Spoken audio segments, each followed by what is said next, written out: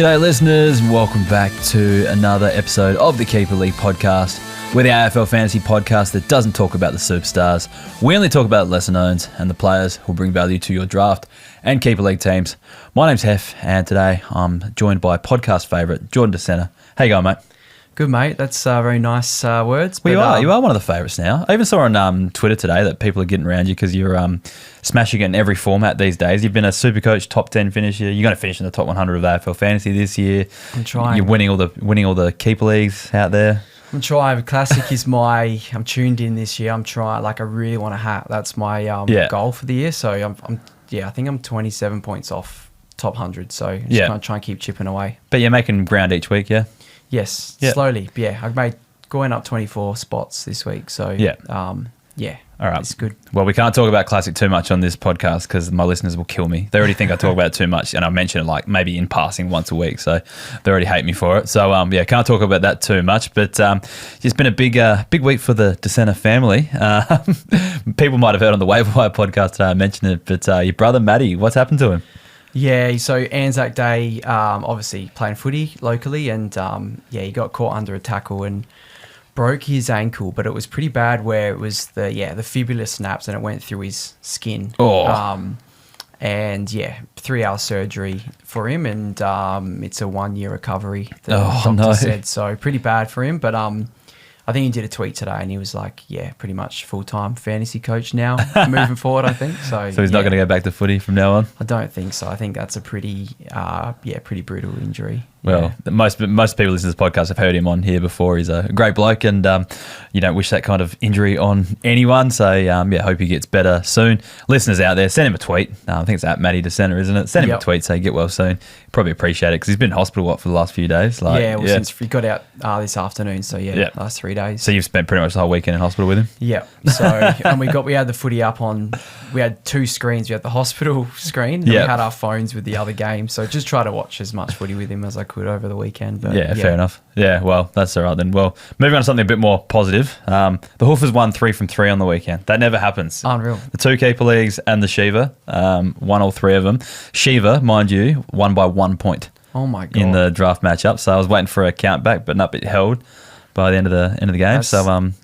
That's awesome. Nah, that's all right. So I don't think it's happened all year. I've always lost in one of the formats, one of the things. So finally got the 3 from 3 this week. So I've been chasing that. So onwards and upwards from here. Who was your sort of +3 or guy that sort of took the next step to get the win? In the main one was Andrew Brayshaw in the home league. Yeah.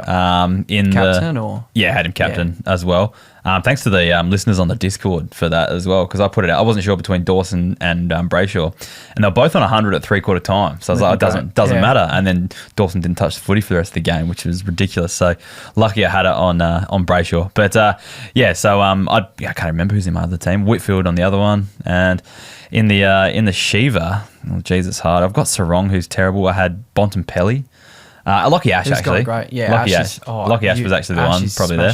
So, but anyways, what other bits and pieces do I have to get through?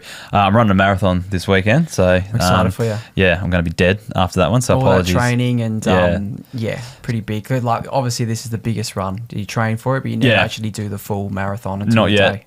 Yeah, it's like, so I think the biggest run I've done so far is 32 kilometres. And then for the last 3 weeks, I've just been doing smaller, shorter, faster runs to taper off. And then this week's the actual big event. So hopefully, I think it's more of a mental thing than anything, because I think the body's there. It's just being able to get through it. Some of your pace, even a couple of weeks ago at Gather Rounds when you did just 20 Ks at elite pace. I'm like, that's so good. Shout out to our listener, Paddy Lahalia, who actually hit me up to go for a run while he was here for Gather Round. So we went for a run. It was kind of good running with someone that's probably almost 10 years younger than me. That kind of made me run a bit faster, which was good. So that's the whole point lately. It's just been doing shorter runs but faster to kind of keep the fitness up, so it doesn't take as much strain on the body. And then actually do the full thing this weekend. And the other thing I have to mention as well is there's a new feature on Footy Heads, so you can now filter by team. So if you want to just do all Port players or all Collingwood players or all Fremantle players, a lot of people were requesting that, mainly for kids, I think, actually, like their children and stuff wanted to do it, but they only knew players from one team type thing. So put that one on there as well to kind of help people out with that. That's awesome. I keep getting stumped on expert mode. I can't quite, I haven't got too big of a streak. But yeah, awesome work on footy heads. Expert mode is bloody hard. I can barely do it myself. But yeah, there's some crazy guy. They got like 80, so ridiculous. Must have one of those like photographic memories. Yeah, just seen a player once. I think and you remember might be him. better with numbers. I think. Yeah, I don't know. I think I'm better with numbers too, actually. Anyways, let's get stuck into the round review. The Anzac Day Eve game, Melbourne versus Richmond. First player that was top of the list was Tom Sparrow, 111 points. Got there from 11 tackles, didn't have a CBA. What do you think of his role, and do you think it was just a Richmond factor game? I think so. I think, a couple of weeks ago, he's obviously playing that half forward, rolls up, and I think he was doing a tagging job the last couple of weeks. I don't know. I can't remember if he was tagging anyone in this game with Richmond, but, like those games he did, he had a 29 and a 33, and he's come out with a 111. So it's not really the best role. So, yeah, I think it's a bit of a Richmond factor, and they've got West Coast this week, so maybe that gives you confidence. But even last week he went, I think, 60, so it's a bit up and down at the moment. Like when you get 44 points from tackles, if you only get 2 of those per game, it's a fair hit to your scoring. So I've got him in a league. I would have liked him more. I don't think he ever got forward status, did he? He did actually, I think, in keep. In AFL fantasy, but not keeper. Yes, That's right. yes. Yeah, I've got him in the keeper position. He never actually got it, so he's way less appealing for me. Maybe in the AFL fantasy format, the position format might be a little bit better. What do you think of Cade Chandler? He had 92 points. What do you think of his game in this one and his role in particular? Yeah, I think he was on the wing a bit. I think, again, I'm sort of putting this down to Richmond factor. I think I've got some actually numbers on teams against Richmond, right. which is, we can go through soon. But I've, obviously noticed quite a bit uptick. Yeah. But yeah, I mean, he's done this. I think he popped a ton a couple of weeks ago. I just think, with him, again, it's probably like matchup dependent because he's an outside type. Yeah. And, again, West Coast this week, like I'd probably have confidence fielding that. But yeah, I think he's their outside type. So you really got to pick the matchup. Yeah, definitely. Well, we can go through those Richmond numbers now you were talking about. So what have you got for us? Well, obviously, Richmond give up the most points. Melbourne had 1850 points, fantasy points this weekend, which is like insane. Yeah, that is ridiculous. And, you compare that to West Coast who are scoring 1,200 a game. So you're getting 600 more points. Yeah. Was that fantasy points? Did I hear it was like a record or something for the fantasy points scored for Melbourne? Or I think, very close to? Yeah. And obviously all those defenders just went absolutely nuts. Yeah. So, that gives you confidence against Richmond. The thing with Melbourne, they come up against West Coast, who are the second most. Yeah. I think they're, averaging about 1,750 points. So, you got teams down there, like, as I said, West Coast, 1,200. That's an extra 500, 600 points. So, I think those outside types gives you confidence to just sort of field them. But some of those numbers I was looking at are pretty crazy. I'm just looking at the points against position type here on the website as well. Like, forwards aren't scoring that well against Richmond, really, like mid-table for medium forwards, mid-forwards, they're... Where are they? Oh, a little bit better for midfielder forwards, but like everything else, like everyone else is top 4 against them. So like Rucks averaged 97 against Richmond. And then this is pretty crazy. Like midfielders just in general. So that can be your taggers, whatever. Yeah. Average 87 against Richmond. That would include wingers, right? Yeah. And everything. Medium defenders average 80 against them and key defenders average 60, but that's still top 4 for key defenders playing against them. So like just stream everyone against them, really. West Coast against them is a bit funny because they're in a similar pose. Like, could be a real points fest this week. So, I agree. So, I was just, that took me, Oh, sorry, that's Melbourne are playing this week. Got it the other way around. Yeah, Melbourne playing this week. So that's going to be a points fest for them. Captain Max Gawn, I reckon. Oh. Your classic leagues. I think Meek on the weekend had so many hit-outs against Flynn. Yeah. I think Gawn is just going to go nuts. Oh, wait, no. Melbourne played them. Richmond played this week. Who are Richmond playing? It's Richmond West Coast this week, isn't it? It's Richmond Hawks. Oh, Richmond Hawks, sorry. Melbourne are playing... Melbourne are playing West Coast. Yes. Oh, sorry. Got it the other way. Right, Gawn, yeah. Yeah, but still Gawn this week against Rucks. Anyway, got confused there. Caleb Windsor is the next player I've got on the list. 81 points. It was kind of like the first good game we saw off the halfback, like scoring big. So nothing really to mention because that role has been there for a while. He's got the defender status. It's just good to see him actually put up a good score. What'd you make of my boy Judd McVie in this game? Yeah, I mean, awesome. Like to have him back out there from a serious hamstring, I think it was. Yeah. Yeah, 72 points. That's pretty good. I think, he obviously worked his way into it. Again, I think Richmond factor helped him because I still feel like Bowie and Salem are the main guys. Yeah. And then you've got your Windsor and your McVie as like sort of the third or fourth defenders, or that seventh, even that defender that comes off the bench. Yeah. And like even Stephen May put up decent numbers. So I think, it's good to see him back there. But obviously, I still put Bowie and Salem as the main two distributors at the moment. I think so as well. It's just that there's a lot of points to go around in that Melbourne defence. And I know this was a game against Richmond or whatever, but like the way they play, they chip around a lot, they switch a lot. There's a lot to go around. Like even Salem, like massive, like top scored on the weekend. 139. Bowie you mentioned as well. But like then even Stephen May like puts up an 80 when he spends a bit of time on the ground, off the ground, kind of injured, getting treatment. McVie, I don't think really touched it in the first quarter and still put up like a 71. So I don't know, like coming up against West Coast this week, those kind of players could have another big game as well. On McVie, like I know that I love him. I've talked him up for ages, and it's pretty much based on like just one game. I watched him play Gather Round last year. He had an awesome game, and we kind of watched him in the flesh, and I noticed he was everywhere. He's almost 50% owned though in most leagues. Like I don't know whether he's actually good or I've just talked him up too much. I don't really know. That's actually, maybe you have talked him up. That's good though. I think I have talked him up too much. Yeah, have to wait and see. On to some more Richmond players though here. Thompson Dow scored 99 points with the 9 CBAs. He's too inconsistent for me to trust though. He's probably improved a bit this year. I think he's averaging 75. Maybe that's enough for an M7. But not for me. It's a bit... I need my M7s going 80. Okay, fair. That's in my team anyway. Although I'm playing Massimo on the ground at the moment, which bloody sucks, but it's only because I've got Jai Caldwell out injured at the moment. So Tom Lynch is the other one. I think that's the tip of the cap. I'm not trusting a key forward for Richmond. He hasn't been going that well. He's got no one kicking the footy to him, really. So anyway, on to the Collingwood versus Essendon game. Jamie Elliott had 110 points. When I checked the waiver requests on, I think it was Saturday, he was the most requested waiver pick of the round. 110 points, 5 goals. That's not sustainable though, is it? No, I mean, obviously the 5 goals is, I don't think you can do that every week, but, he's probably known that he sort of does this, or there's games that he can pop. Yeah. He is still the second most requested waiver pick on keeper this week. Yeah. So, and he's got 29%. Yeah. And Schultz coming back this week. Yeah. Like I'm not buying that stock. And who have Pies got? I think they got Cats maybe. Yeah, I reckon you're right. So it's a pretty tough matchup. I'm not buying any stock in that, but if people want to put in a waiver request, they can. What'd you make of Todd Goldstein? Yeah, I think he's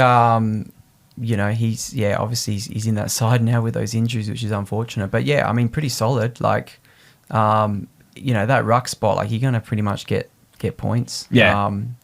I didn't really catch heaps of the game because I was with Maddie, but yeah, I mean, I feel like he can go at 80. Yeah, that's what I think. Yeah. Like, there's no one else like really impeding him. Like, he's got to chop out and Peter Wright, but like, and he got big raps from Brad Scott after the game, and they reckon they might even like think about extending his contract for another year if this is the case as well. So like, the injuries, people coming back. Yeah. They'll probably need him as just there. So as like backup as well. He went. We had a mid-season draft. Like, so we're doing after round 6, 12, and 18.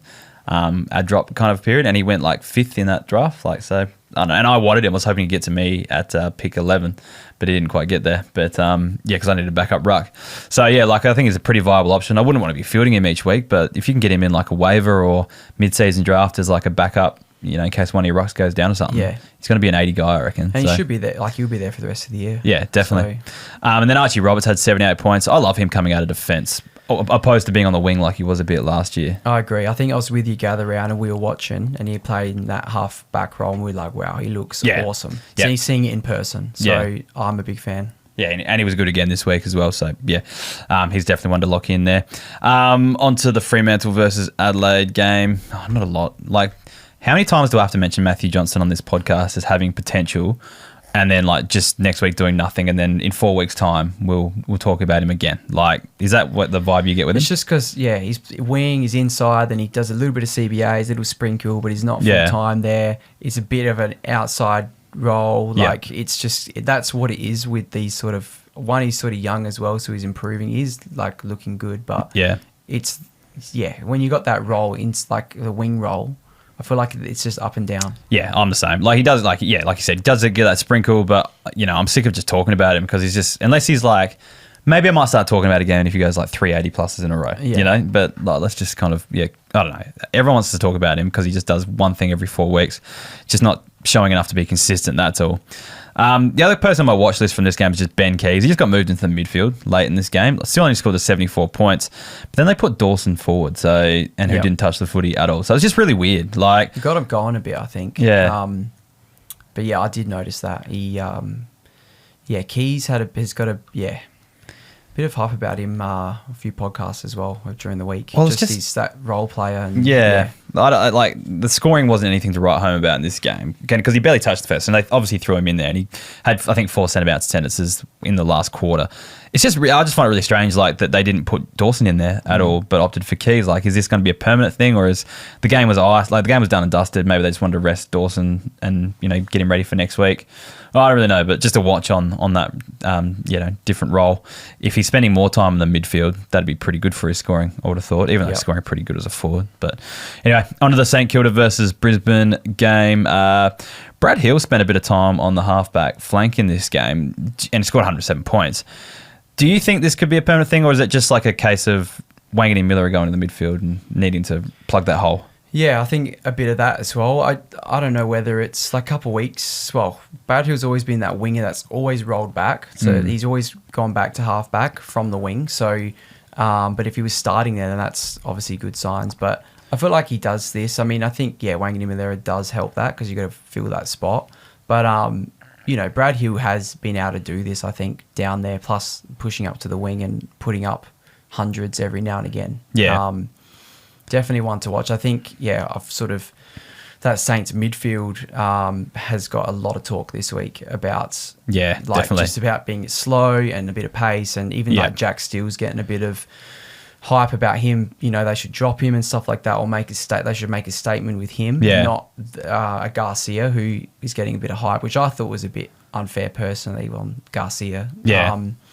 And obviously they're using Wanganima there for the speed in there. Yeah, just a few things on that. Like, a few players really stood up in the twos this week that could plug some holes as well. So, for example, Irish Shellmaker had a big game. Doesn't do anything fantasy-wise when he comes into the seniors, but if they decide that they're going to run with Wangan Miller as a midfielder just to kind of plug the gap, whatever, he's someone that could go to that role if they don't opt to keep Brad Hill there. Yep. And then the other one, Hugh Boxall, had a massive game. He's had 2 massive games. I'm a big fan of in a row. Yeah, and then if Garcia is the whipping boy and does get dropped this week, I reckon it's fairly likely that he's going to come in as well. So they might just be waiver options to think about, I think, this week. Yes. And I think Philippou will be back 2 weeks away. Yeah, or 2 weeks. I reckon he'll play VFL for a week. Yeah. And then... I was looking at it today. There's no VFL for Saints this weekend. Yeah. So it's just what they do. It's going to be interesting because if they do drop Garcia, and it's like there's no game for him. So, but I agree with you, and I think there's been a bit of talk, and even like Zach Jones coming out as sub, I don't know. I just feel like they should try these guys in there. Yeah. Well, the other person as well is Windhager, who's kind of like the Mr. Fix-It at the moment. So 90 points. He had this kind of bi-weekly good score, I think. But he tags for a bit, goes in Ashcroft, then he goes in defence and plays on dangerous forwards and stuff like that. So I don't know. He scores good points every now and then. But is there anything else you want to add to that kind of Saints mix? Well, today I was just thinking about it because it's all about the speed in that midfield, and Wangan Milera has obviously been trialled in there. I just thought, we've been hot on Darcy Wilson over the year, the last couple of years. Why can't they try him in there? Yeah. He's got the tank. He's the best runner there. He's got the speed. I know he's only a second-year player, so maybe they're going to give him more time, or maybe they're waiting for someone like Travalia to actually lock down a wing spot to push him in. Obviously Ross is trying out Wangan Milera, but I feel like Wilson could be. Why not try Wilson? I was going to say maybe a preemptive pickup off the waivers, but looking at keeper, he's 91% owned. Yeah. So it's not someone you can get. But so I was just trying to think that. But I agree with you. They should try something different, try something like that in there. So and if that does happen, you'd be happy if you owned him. Onto the Lions. Zach Bailey had 120 points. He's playing on the wing this season. And I think that role suits him better than as a forward. It's not going to be super consistent, but I like that one. And I guess we just tipped the cap to Eric Hipwood, who scored 4 goals, but he's not going to be doing that each week. Onto the Port versus North Melbourne game. As soon as I saw the teams on Thursday, I messaged the guy who I was playing, Pugs. Yeah, he's been on the show before, actually. Because he has Miss Georgiades in his team, and I saw they dropped Core and Logue, and I was like, holy shit, like Miss Georgiades is going to have a massive game with them gone. And North Melbourne didn't actually play too badly without them. Like, they were fine. I think Port were poor more than anything, to be honest. But Miss Georgiades 94 points in this game. So great. I guess like the point from this one is more maybe stream key forwards against North Melbourne if that remains over the next couple of weeks. Well, they brought in like Dawson and someone else, I think. And they put Sheasel back there as well this week. So they're obviously trying something with their defence. So Essendon, that's Peter Wright. He's on my waivers. I'm looking at picking him up because I can stream him. Yeah, maybe Caddy even has a big game this week. Like that might be a streaming option. So just think about that when the teams come about. Yeah, I like the Peter Wright pick though. If you can get him off the waivers, he might be a good one. Pretty sure he's snapped up in the Shiva League, unfortunately. Sam Powell-Pepper as well. Like 93 points. I feel like I'm banging on about him each week because he's not quite too good for the podcast because he just keeps putting up like 70s. But since round 1, he's only had one score below 70, and that was a 68. So round 1, obviously, his first game back from ACL, got absolutely pumped by Collingwood. No one touched the ball type thing. But since then, he's been pretty much 70 at least every week with now a 93. That's awesome. Coming this week. So that's what you want, a bit of consistency. Him straight on field. He's the perfect F5 for me. And I got him so late in our draft. Like maybe I'm my second, third last pick in the draft. So pretty happy with that one. The other question I've got for you, Jordan Sweet was kind of getting praise or maybe heat from the fantasy community about being a hard one to play against.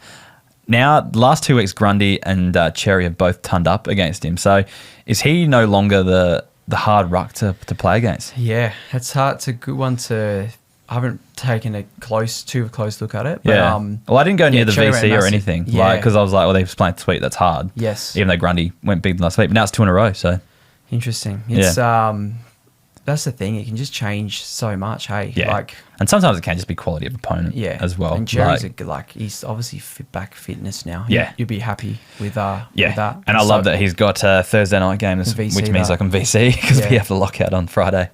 So, I'm pretty happy with that one. This week, hopefully, he can put up a big score. Coming up against Goldstein as well. Like, he should be able to, they'll be tackle city because Goldstein won't be able to move fast enough away from him, I find.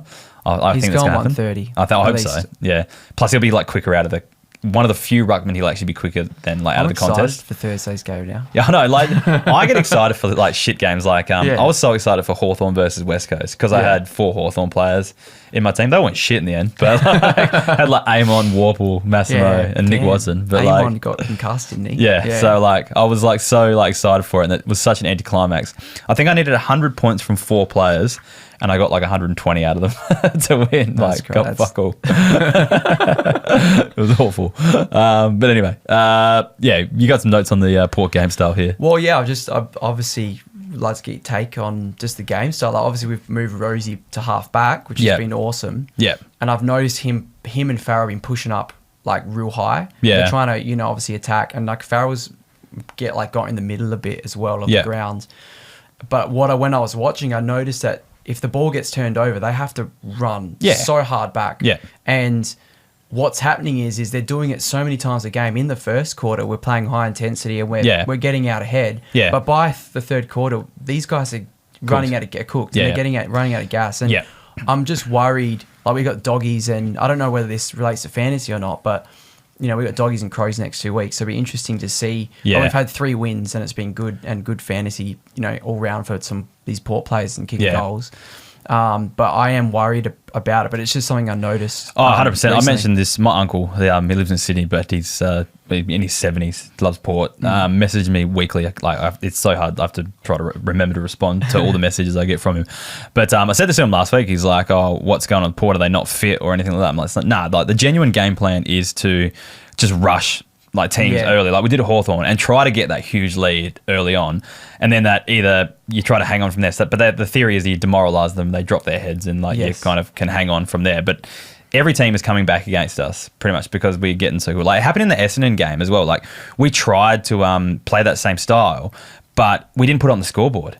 And so by the time they got to the end of the game, we just couldn't move anymore. Like, it's the type of game we should have been, probably 5-6 goals up, in terms of the ball movement and stuff like that.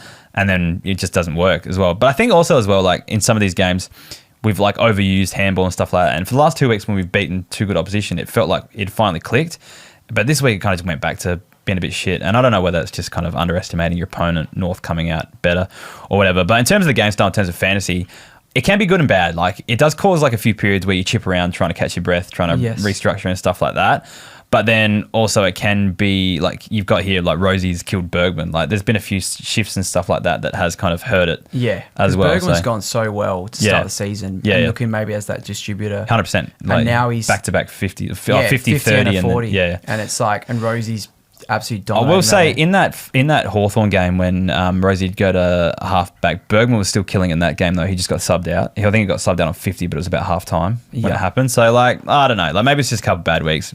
But I do think there's something there with Rosie maybe eating up a few touches for him. So anyway, and I think we have to we'll move on to North. I think we have to make Paul Curtis too good for the podcast. Getting rubbed out for 3 weeks, but they're going to contest that. So hopefully he gets off. I don't think it was 3 weeks. I think it's a bit harsh, but I don't know whether the tribunal is going to say, it's not worth 3 weeks, but we'll bring him down to 1. Like, that's not going to happen. I don't think. It's either going to get off or he's going to stand, I reckon. So, we'll see what happens there. Hopefully he just gets off. And George Wardlaw, 84 points against a tough midfield to score against. I think that was a good one as well. So he's obviously going to be a gun of the future. Did you watch much of the GWS Bulldogs game? I actually watched half of this. I got home from a gig and put it on, which was good to see the second half. Which is good. First one on the list here is Jake Riccardi, 101 points. Kicked the 3 goals, but also had the backup ruck role as well. 16 hit-outs with I think I looked today, he had like 40% CBAs. Like, it was huge. He did, yeah. So I'm not sure if that's a shift in style or... I was looking at this and basically from the first 3 quarters, he was just doing that chop out in the ruck. And then the last quarter, he had bulk CBAs, so he had like 8 or something. So what was Briggs doing in that time? He was on the bench. Yeah, okay. So he was on the bench for 20 minutes or something. Was he injured or something? We're not sure. I think something's up with him because he had 63% game time, Briggs. Yeah, okay. So I don't know what the goal is, and like in the like a few circles, they reckon like Madden should play, and I don't know what's going on with Briggs because Madden's gone nuts. He had another big game in the VFL this weekend. So I think Riccardi's a good option if he's going to be taking more ruck time. But yeah, I mean, obviously kicked 3 goals as well. But it was mostly in that last quarter that he had the CBA uptick. Yeah. I don't know. Yeah, monitor that. If Briggs isn't running out games or he's injured or something, that could be big. I mean, I think at this time, like obviously they sub Bont out and the game was sort of done and dusted. So I don't know whether they go, okay, Briggs, let's just rest you. Well, he's looked a bit sore. Like in the gather round game, he looked really sore as well. There's talk of him getting subbed out in that game and stuff. So maybe it's something like that. So it's probably not. You can't really rely on Riccardo. It's probably a circumstance thing in a game. Yeah, like you're probably going to see another ruckman come in as opposed to them using Riccardi more in the ruck. So yeah, maybe don't have a look at that one. Jack Buckley, 100 points. I think we're just tipping the cap there on the back of 11 marks. Yeah, Giants are just chipping around so much in the back line. Yeah, well, they can't get the tsunami going. They can't get that run on, so they're kind of picking them off, onto the Dogs. James Harms had 90 points, 4 goals. Pretty handy contributor there, playing forward. Do you have anything to add to that? Not really. I think 4 goals for 90 is a lot to get there, isn't it? So I'm not sure what he's been doing this year, but when you're doing that, you'd want a bigger score, I think. Yeah, definitely. For consistency. He's obviously playing forward a lot more. My favourite part about this game was Joel Frazier, man. Yeah, my man, 84 points, 19 contested possessions. That was the most on the ground. In Supercoach, he went nuts. Yeah, 5 clearances as well, which was the most on ground there. I think the commentators are just working out how good he was. They were really talking up the baby Bont. Cool. So I don't know. I was just happy. I don't think it's bad that bad of a score for a player that was considered to be the biggest reach in our draft, according to Kays. I'm not sure what he was thinking with that one. I love that pick. As soon as straight away when he did it, I was like, I'm pretty happy with that. Like, I don't think he's going to be a huge fantasy scorer this year. Like, I think he could go around the 8. Well, I expected an 80 average, and he's getting close to that now after a few lean weeks. I think he's finding his feet in the midfield. they obviously fucking love him. Like in there, Bont was talking about how much he loves having him in there as well. He basically can play anywhere. Like, yeah, exactly. I think did he take kickouts or is I think he took one. I definitely saw him take one. Yeah. And then he's playing forward and mid. And then sometimes he just goes out to the wing, but then rolls into the stoppage again. Like he's becoming a really important player. Yeah, and I think like he's doing the hard stuff now, like getting those contested possessions, getting those clearances. Like once he kind of gets a bit older, gets that tank going, then he spreads to get the outside ball. I reckon it's harder to like, it's easy to get the outside stuff and then work your way to be a contested mid where he's kind of doing it the opposite way, which is a lot better. And like he's only 19. In our league, we play like an under 50 extra rookie game. So he's there for me locked in. Wow, that's elite. Yeah, and that's the reason why I targeted him so early in our draft because I knew that there was no way he'd get the games up. You wouldn't get to 50 games this year. And that way you're getting like a good scorer. Yeah, an extra keeper. Yeah. So smart. Yeah, that's why I went for it, and hopefully it's going to pay off. Onto the Gold Coast versus Sydney game. Bailey Humphrey, 101 points. Kind of similar to Harms, really. 101 points, but kicked 4 goals to get there. Did get a heap of touches, but I think they're mainly handballs and stuff. Yeah, just an impact player. And I think if he's on, and he can score. And the week before he scored 30. Yeah. I'm an owner and I had him on field. I benched him this week. Yeah. And he goes, like, I think that's just what he's going to do. He's just that he's playing forward, sprinkle the midfield. Yeah. If he's on, Rao couldn't get great. a touch no, as well. So they like kind of put him in there a little bit more, I think. Well, kind of relied on him a little bit more. Rao's not going to be like that every week. No. I don't think. So probably helped. Like I'm in a dilemma because like I put Nick Watson on instead of him because I was like, Hawthorn against West Coast, he'll kick 4 goals. Yep. Didn't, but like I relied on that more than Humphrey coming against Sydney, who I thought would be a way harder matchup than they were in that midfield. And I ended up biting me. I got half the score I could have got by keeping him on the field. So I don't know what if he's playing the Lions this week. What are you going to do with him? You're going to put him on the field? Or are you going to bench him? Or well, that's so hard because they play the last game, so I can't really do anything. I can't really lose. I'll probably just play him. I think because I'm a bit short on forwards, but I'm hoping. I wonder if I think I'm going to put him on field. I think I'm going to put him on and just hope for the best. I'm playing Kays, so that should be an easy win. Although Kays got his first win of the year in our league on the weekend. He's got 1 and 6. So it should be he put up his biggest score for the year, which would have beaten me. But I think is a one-off because he's mainly going around. What was he got here? He scored 13.33 last week, and this week he's got 16.76. Oh, wow, that's good. Yeah. But he's getting a few players back, so that's the other thing as well. But anyway, I think I'm going to field him. Let's have another look here. Chad Warner finally put up a decent score. Now, I was saying last week, like he's not going to earn a new contract if he doesn't start performing. Got a contract anyway. Crazy contract. And then put up 119. So maybe he rewards in like retrospect type thing. Like, I won't score big for you until you sign me up. Something like that. So I think Freako did a tweet. He's had more midfield time last 2 weeks. Yeah. Well, we brought him back to the podcast last week. Yeah. But now I think we can just get rid of him again. And Caden Clear is another one that people have been talking about for a long time now. He's got that midfield forward role. He's one for the future. Yeah. Lock him in. He's had 2 like 80+ scores now, hasn't he? Yeah, I thought a week before he went 80. He just seems to tackle, mark, just like sort of all round to fill the stat sheet, which is what you want in a fantasy player. Yeah, 100%. So I always think like guys in their second year for him, isn't it? Third. Yeah, either, second or third, either way. Like guys that are coming in and scoring 80s like multiple times in a season is what you want, I think, because they're about to kind of hit that next step, I reckon. I'm really hoping Mills is back this week. Yeah, he's either this week or next week, isn't it? That's another one Kays has got as well, actually. So I might lose to Kays this week. That'd be embarrassing. Anyway, onto the Carlton versus Geelong game. Is Oliver Hollands too good for the podcast now? Yeah, what's he done recently? He's actually looking good. Yeah. Finally, I started him in Classic. Yeah, that's right. And you've traded him out since? Oh, since the second round. I had to get rid of him. But we thought he was half back. We thought he was going to score like this, So it's good to see because that's what we all sort of thought. I thought he'd done 380s in a row, but he had a 55 last week. But, he's averaging 71. That's from a pretty poor start. I think we kind of have to make it. He's going to be picked up in most leagues, I think. So we can probably find the actual ownership numbers here, but I reckon if it's over 60%, which it definitely will be, he's only in 82% of leagues, so it's probably worth stop talking about. Elijah Hollands, his brother, 98 points, kind of showed what he's capable. Like he's a player that they say like barometer type thing, but I legit reckon he's like one of those players for Carlton. When he's up and about, he's such a handy kind of role player for them. And they won. Yeah, exactly. And they can score. So I think like if you think Carlton are back, which they probably are, like because of beating Geelong and all that, then you probably have to kind of think Elijah Hollands is back and going to be a pretty handy forward. That's another player that K's got back last week, or 2 weeks ago, whenever it was. Did he come back last week or the week before? I think last week. Yeah. So another one he's got back. Nick Haynes, I feel like we talk about him every second week. Takes a lot of marks, 92 points. Charlie Curno's heating up. I drafted him in a lot of leagues and I was pretty disappointed with the start. I knew he was injured round 1, but then I didn't think it would take him so long to get back into it. It's funny how like all these players start heating up and Carlton are winning. So it's like they're best players. But this is what at their best. This is what we know what they can do. Adam Sard's the other one, like 83 points as well. Like just these guys start hitting their straps and then they actually start winning again. So and even like Mackay was pretty good as well. Yeah, correct. Yeah, like if you think these guys are going to be like, if you think Carlton are going to be good, these guys are going to be good. So it's like hinges on that really. Sean Manor, he's probably too good for the podcast as well. 180 points. I was looking at today. I thought I'd use a first round pick on him, but I actually used the first round on James Peatling.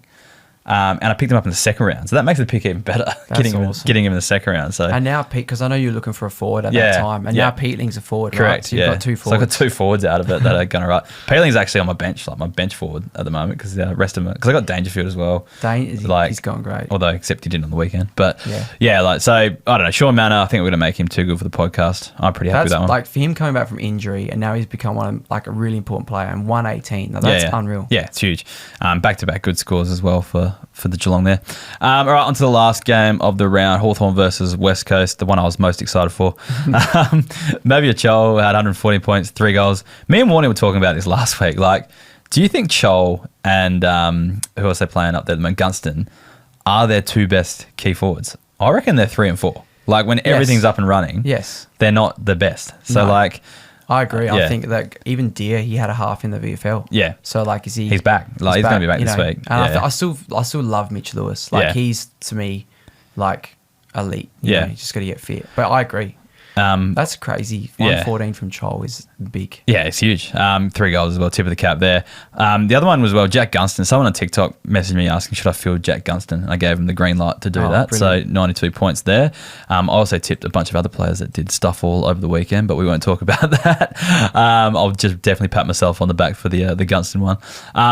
Josh Battle was probably the best scoring key defender, one of the best scoring key defenders in the game, really. 107.7 marks.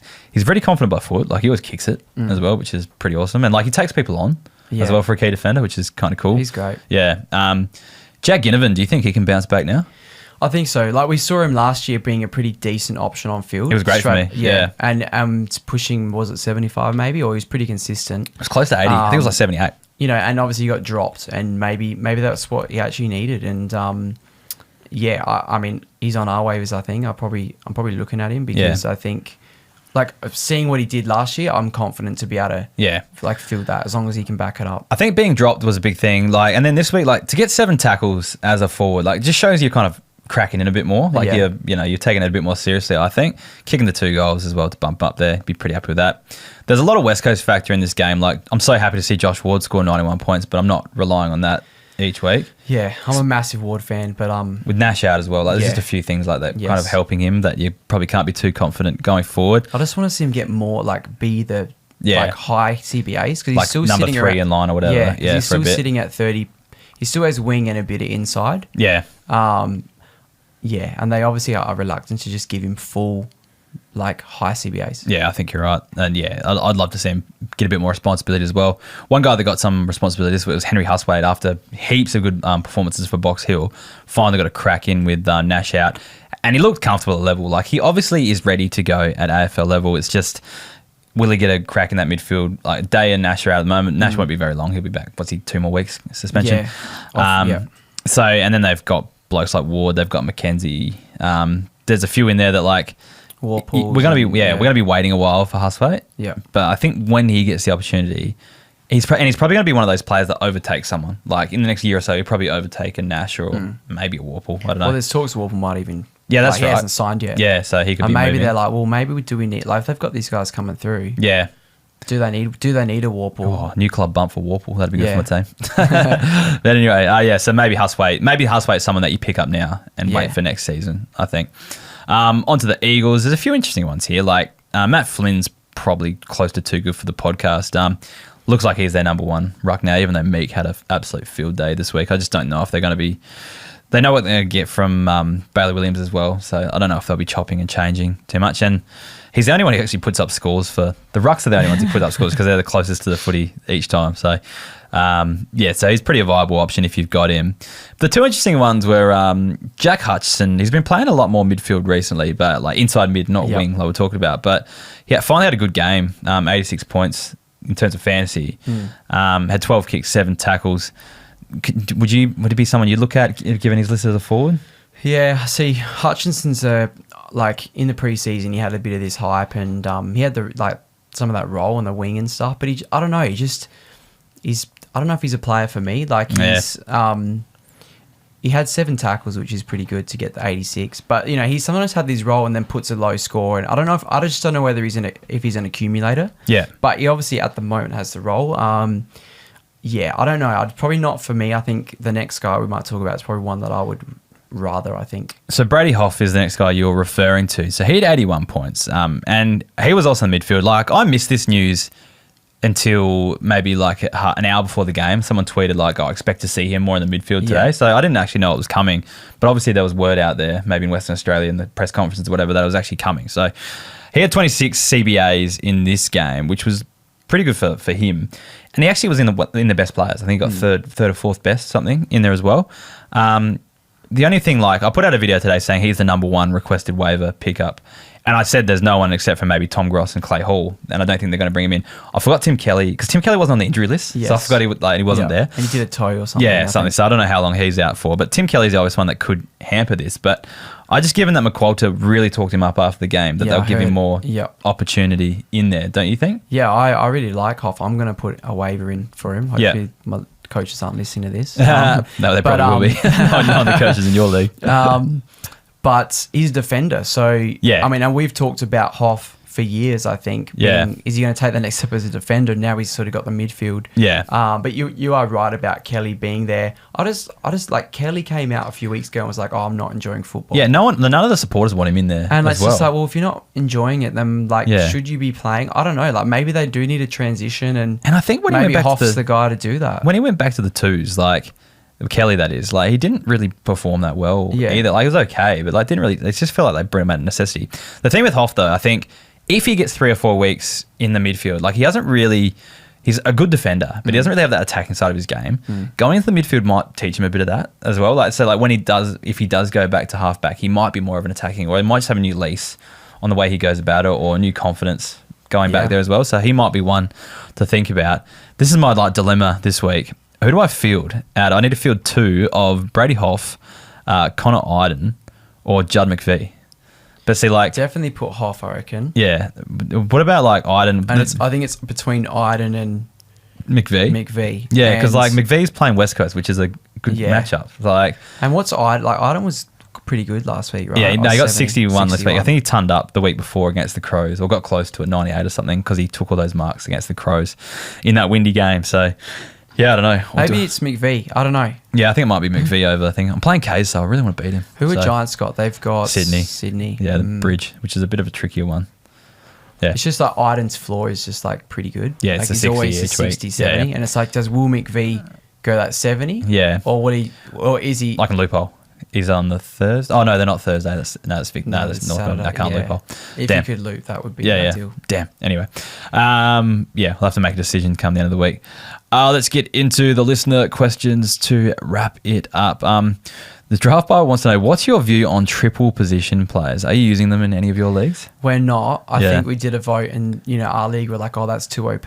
But I would love to use it because it's just cool, like, to have some of the players. But we're not using it. But I mean, like, who are the players like Caleb Daniels and Flanders? Is Nick Martin one? Like, has he got wing as well? Like, I'm not sure. I think it just adds flexibility. But we're not using them. I feel like it just becomes like, you may as well just not have positions if you've got triple positions. Like, just have anyone anywhere. Like, play 18 utilities. Like, True. I don't know. I feel like too many people would. I don't know how many people would actually get them, to be honest. But like, I feel like it's just crazy if you could just put a player anywhere.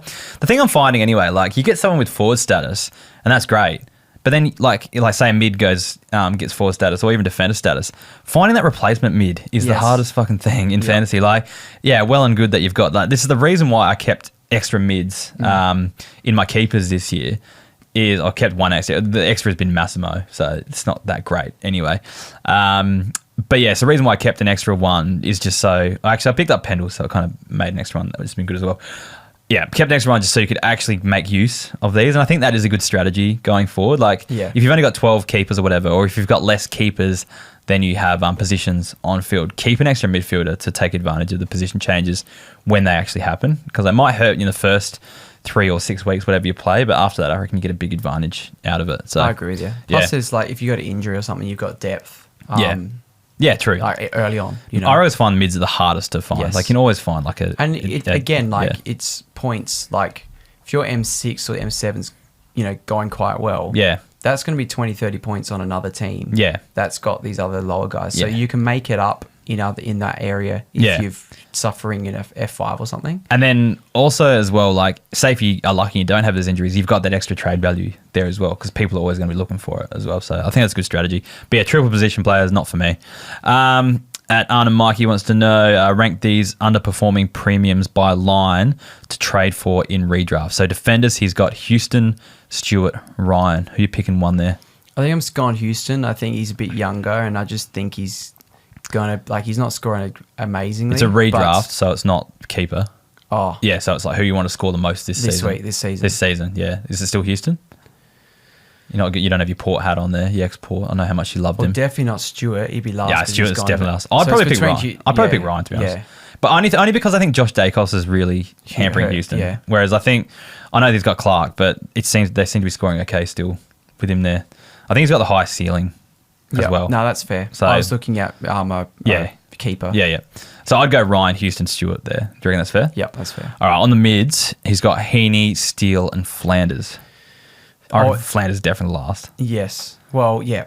Even though he's got the defender status, he's just not getting the midfield role to get him points. He might get triple position. He'll be triple position forward. Yes. So I think he still looks a bit cooked at the moment. Apparently he's got a hand issue or something, and then they said it's going to hamper him. This was in a group chat, so I'm not sure if it's actually true. Yeah. But apparently there's a hand issue that might hamper him for the rest of the season, they said. Like, it needs to be fixed. That will make sense because he's got low time on ground and stuff. Yeah, so apparently there's something wrong with Heaney. But Steele hasn't been great. But apparently Steele as well, and again, this is just coming from people telling me things. I haven't researched any of this. Apparently Steele only trained for the first time last week, even though he's been back for 2 weeks, because he's been nursing that knee. It's been all recovery, not actually hitting the track. So Steele's just come back to full-time training, even though he's been playing. Type thing as well. So Ross, I was in Ross Prezzi. He's like, Steele's 100%. He's 100% of course I'd say that. But yeah, well, I guess that's probably what I asked. But yeah, apparently he only returned last week to full training. So he might come good. So I'm going to go Steele first. Steele, Heaney, Flanders. Then probably Heaney, because Heaney could get forward status as well eventually, if that's the case. Whereas Flanders, you've already got the defender status and he's playing forward and it just sucks. And then for the forwards, he's got Moore, Bolton, and Curnow. What are you picking? I think Moore's number one. Yeah, I agree. He has a sprinkle a bit of CBAs at the moment, which is good. Plus, you watch him, and even if he's not scoring big, he just still looks amazing. How does Bolton go? Like, maybe Curnow with heating up. I don't know. What is Bolton averaging? Not big. I think it's actually I think it's in the 70s. I can tell you. Give me 2 seconds. But I'm kind of with you on that one because I think Curnow's got that huge ceiling. Curnow's the kind of guy that will kick 10, and I would rather have one of those guys that could win me a grand final in round, getting a Coleman, trying to get a Coleman in round 24 or whatever it is, and have that on my team then worry about Bolton, who's averaging 70 this season. So I'd go Curnow, even though it's a slow start. So more Curnow, Bolton. Yeah, happy with that? I agree. All right. Rye Bread wants to know, can Scholl come back into the team and average 80 plus? Yeah, so what's going on there? Nankervis has sort of come in. Yeah, I think he can. Nankervis hasn't been that impressive. No. It feels like they're giving him a crack, and I don't think he's really taken it, especially once they lost this week. I wouldn't be surprised if we see Scholl even come back this week and sit on that wing. So, and if he does play, I think he can be an 80 guy. He's been proven in that last couple of years. As long as the Crows just start playing better. But he'll probably score really well at home and shit away or something like that. So I think he can, though. I think Scholl can. I wouldn't expect anything more than 80. I'm talking you'll probably get a 79 average out of him or something like that. But I think he does come back into the team soon. and go 80 plus, although I have not been looking at his state league numbers, but that's just going on gut feel there. At Major Van Bam will say, is McInerney playing halfback flank? Heat map looks like it. I think McInerney had like a shitload of CBAs. Oh, wait. Yeah, CBAs. Yeah, this week. So playing midfield. Like with the AFL heat map, it gives you that defensive but offensive thing. But even though it says like it's just where they're getting touches. Exactly. Yeah. So he might, I think I looked at this and it had like 80% defensive. Yeah. It doesn't mean he's playing halfback. Yeah, it just means he's finding the footy there. Yeah. And when you're losing, the ball's going to be in your back line a lot more. So exactly. He was in the midfield on the weekend. But that's what I thought anyway. And then, West Coast mids, we were kind of already talked about those guys. Liam wants to know about Brady Hoff as well. Like, I reckon they give him a few more weeks in the midfield. That was the question there from Liam. What do you think Hoff can average in that role, though, he's asking as well? 75, 80? Yeah, I'd be happy with a 70 as a defender there. Yeah. I'd back him in for that. I just don't know how long it lasts, that's all. But I'm hoping it lasts for a while. Does Fraser keep his midfield role with Bontback, asks A-Trax? Well, he's done it for 2 weeks now in a row. I think that's pretty safe there. Treloar is the big one. Like, does he keep it with Treloar? Does he keep it with Treloar coming back? I just like he's just becoming a really good player. I just feel like they need a. Maybe it's not as much time, but like I feel like they still sprinkle him in there. Yeah. Like I think I would love it. This is the thing. I'm half back. This is where I want. Yeah. Oh no, I'm starting to like him a lot more in the midfield. It's just I think the halfback line's pretty settled. Like they're not performing big, but I think with Johannesson, with Daly Bale, and then Bailey Dale back there, like Bramble and stuff, and Bramble. Yeah. Like I think that they're kind of pretty set back there. So the unfortunate thing is, I think if Treloar comes back and dominates, I think he might go forward, which sucks a bit, or plays on the wing, which I think might hamper him for a few weeks. But I think one of those sprinkle in. I think. Do you reckon? Well, I think what's probably going to happen is they'll rest Libba 1 week pretty soon. Treloar probably gets injured again. I'm not hoping for it or anything, but I reckon that could happen as well. So and I think as well, like he's like the future, and he's kind of led this kind of Dogs resurgence, I think, a bit as well. So I don't think he's going to be going. I just feel like we might see a few lean weeks here and there. That's all, like him playing some different roles and stuff like that. Bootboy7 wants to know, I scored the second highest in my league this week and lost for the second time this year. Should I quit? Depends where you are on the ladder, I guess. If you're still up and about, like you're still near the top, don't quit. Nah, it's round 7. I think just keep chipping away. Your points are going to be good and luck will come your way, I think.